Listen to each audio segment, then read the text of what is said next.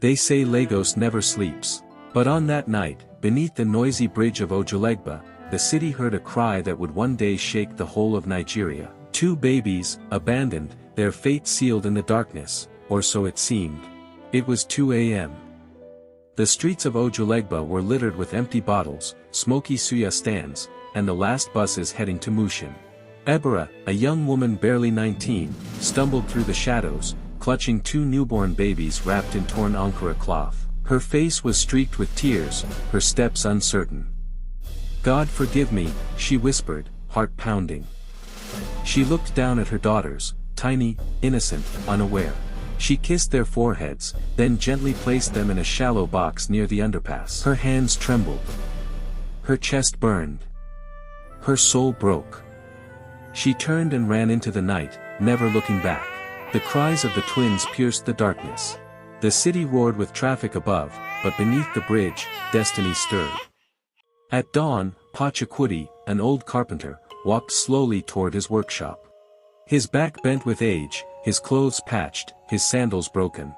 He lived by the saying, "Even if your hands are rough, let your heart remain smooth." As he crossed Ojuelegba Bridge, he heard it, faint, desperate crying. He froze. "Chinik, what is that?" He followed the sound, heart racing. And there they were, 2 tiny girls, abandoned, helpless. Their eyes shut, fists clenched, crying for a mother that wasn't there. Pachacuti's eyes welled up. He knelt, lifted them gently. His hands shook. Who could do this? 2 little angels, thrown away like trash. He pressed them to his chest. "You will not die here. No. As long as this old man breathes, you will live." And so, without a wife, without wealth, without even enough food for himself, Pachacuti carried the twins home. In his one-room wooden house at Suralire, Pachacuti placed the baby. In his one-room wooden house at Suralire, Pachacuti placed the babies on his thin mattress. He boiled water, mixed little pap, and whispered prayers. Days later, neighbors came, curious. "Papa, how will you feed them? You can't even feed yourself." But he smiled. "God that gave them breath will give them bread." He named the first girl Amara, meaning grace. He named the second Kayamika, meaning God is beautiful. And so, the girls grew, wrapped not in wealth, but in love. Life was not easy. Pachacuti's carpentry brought small money. Sometimes he went without food so the girls could eat. His back ached, his eyes dimmed, but his heart burned with determination. At age 5, Amara and Kayamika were already helping. They fetched water, swept the shop, carried little stools he carved. Other children mocked them. "Children with no mama. Father is old like your grandpapa." But the twins never answered. Pachacuti taught them, when the world insults you, keep quiet. Silence is strength. At night, he told them stories, of kings and warriors, of patience and honesty. His words became their foundation. Lagos streets and lessons. Growing up in Lagos was survival training. The twins saw it all, hustlers at Balogun Market, preachers on buses, thieves snatching phones in traffic. One day, as Pachacuti carried wood through Tejuosho Market, Amara tugged his arm. "Papa, why don't we lie sometimes, like the traders who cheat people? They have plenty money." Pachacuti stopped, wiped his sweaty brow. "Amara, my daughter, listen. A man who eats stolen yam will one day choke on it. But the one who eats with honesty will never lack." The twins nodded, their young minds storing wisdom like treasures. By age 12, Amara was sharp with numbers. She could calculate prices faster than the market women. Kayamika, on the other hand, was a born persuader. Her smile could make anyone buy even the roughest stool Pachacuti carved. People started noticing. "Papa Chacuti, your girls are different. They are polite, hardworking. God will bless them." But deep inside, the girls carried a secret wound. They often wondered about the mother who left them. Sometimes, late at night, Amara whispered, "Do you think Mama ever thinks of us?" Kayamika would turn away, tears hidden. "If she cared, we wouldn't be here." But Pachacuti, hearing them from his mat, would close his eyes and pray silently. The twins were now 18. Their dresses were simple, their sandals worn, but their voices carried power. Original stool, last price 500 naira. Strong wood, no shaking. Kayamika shouted, her smile charming tired customers. Beside her, Amara counted sales, correcting change quickly. They worked like a team, their small stall buzzing. A woman in a flowing lace gown stopped. She wore gold earrings, carried herself like royalty. Her name was Madame Adesawa, a wealthy businesswoman known in Lagos for importing fabrics and training young entrepreneurs. She watched the twins. She saw their energy, their honesty. She bought 3 stools, paid without bargaining. But instead of leaving, she asked, "Who trained you girls?" They pointed to Pa Chiquiti, bent over a plank, his hands blistered from work. Madame Adesawa smiled. "Old man, these girls, they are sharp. Lagos will hear their names one day. Do you want me to help them?" Pa Chiquiti looked up, sweat dripping, hope in his tired eyes. "Help them? Madam, I have nothing to give but prayers. If you can guide them, I will kneel here and thank you." That day, destiny shifted. She gave them books, introduced them to small business meetings, and taught them what schools could not: negotiation, networking, branding. Amara absorbed everything like a sponge. She would sit late at night, studying balance sheets and business tips. Kayamika became the voice, learning to pitch, to convince, to persuade. But success never comes without resistance. Other apprentices mocked them. Village girls with no mother. Do you think Lagos business is child's play? The twins ignored the insults. They remembered Pa Chiquiti's words, silence is strength. Struggles and sacrifices. Despite Adesawa's support, the twins still faced poverty. Their clothes remained patched, and many nights they slept hungry. One evening, Kayamika broke down. "Sister, I'm tired. Maybe Mama was right to abandon us. Maybe we are cursed." Amara held her hand firmly. "No. We are not cursed. We are chosen. Papa didn't raise quitters. We will prove them wrong." The next morning, they returned to the market stronger. In 2012, Lagos prepared for a trade fair at Tafawa Balewa Square. Madame Adesawa gave the twins a chance. "Go and showcase. I will not hold your hands. Succeed or fail, it will be your fight." With borrowed money, they bought fabric scraps, polished old stools, and turned them into colorful chairs.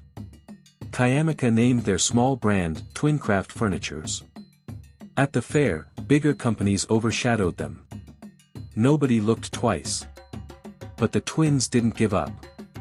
They called out, begged, persuaded. By evening, a hotel manager from Victoria Island stopped. He tested their chairs, impressed by the mix of wood and fabric. "How much for 50 pieces?" he asked. The twins almost fainted. 50. They had never sold more than 10 at once. Amara stammered, "Yes sir, we can supply." But in her mind, she screamed, "How?" They accepted the deal. And that night, in their small room, they cried, half in fear, half in joy. The hotel order was impossible. Pa Chiquiti worked beside them, his wrinkled hands blistered, his back screaming with pain. "Papa, rest." He shook his head. "If I die working for your future, then I will die happy."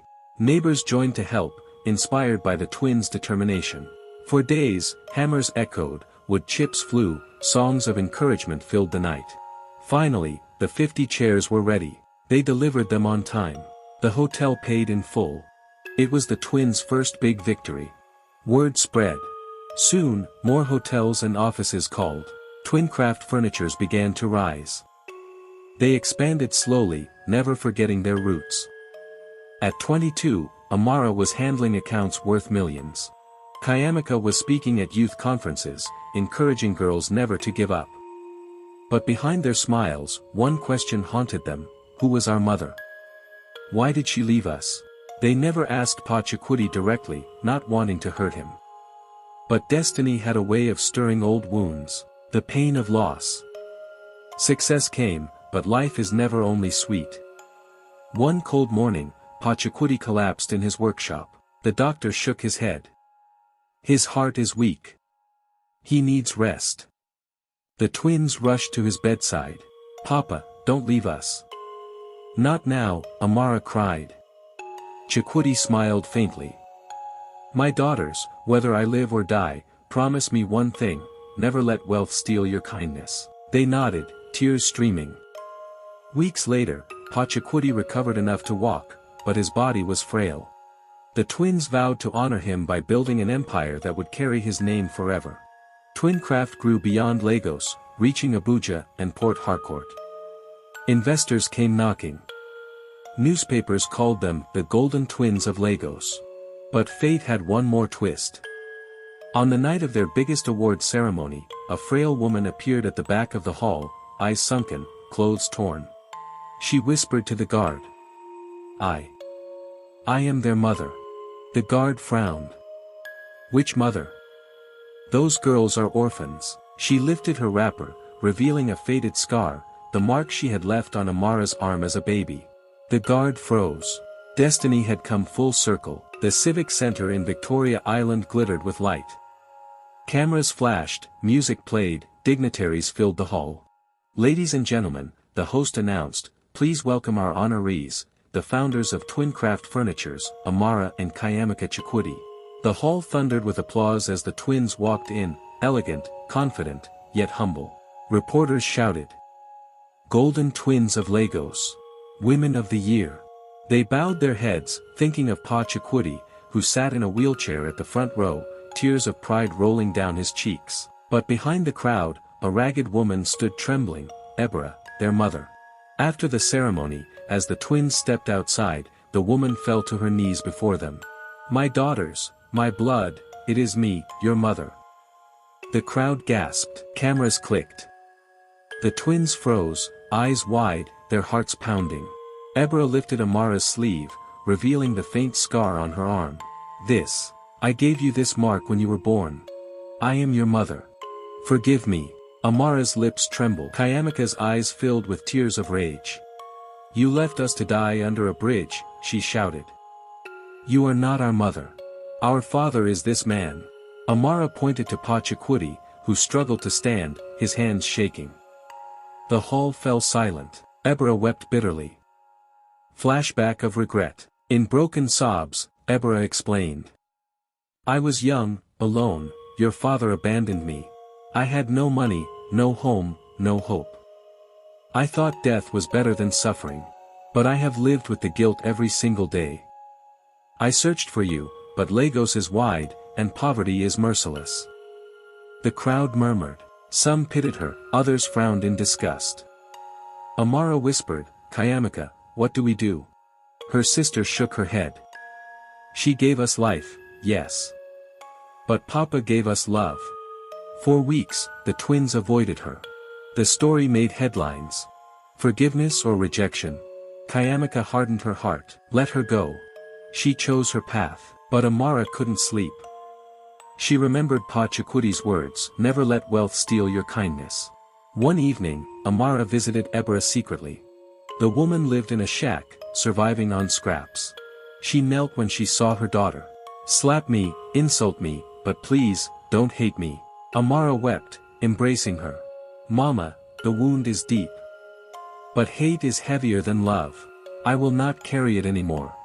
At their next press conference, both twins appeared, holding Ebra's hands. The hall erupted in shock.